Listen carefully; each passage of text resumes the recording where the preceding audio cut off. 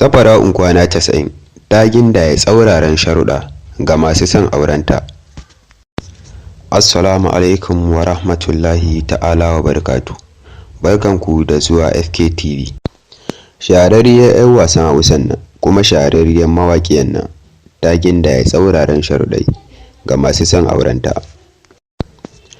Tunda mutane suna cewa suna so ta yi aure domin ta huta da wannan rawar galan, sai ta ce musu, zuwa ga masu son aurena, zan aure ka ne idan ka cika wa'innan sharuɗa.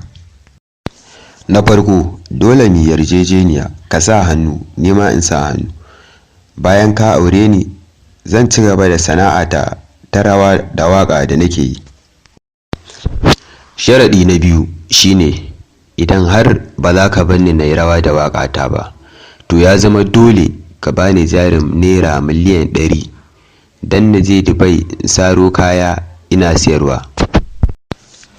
Na uku shine, dole ka bani kyautar gida a Kaduna da Abuja da kuma motar hawa wanda ta kai kimanin miliyan naira 15. In kaga za ka iya, to ka ajiye min lambar wayarka, zan kira ka. Don Allah masoya, ku taya ni tura wannan saƙon cikin group mutane su ƙara gani ko zan samu wanda zai cika waɗannan sharuɗa. Yin hakan ke da wuya.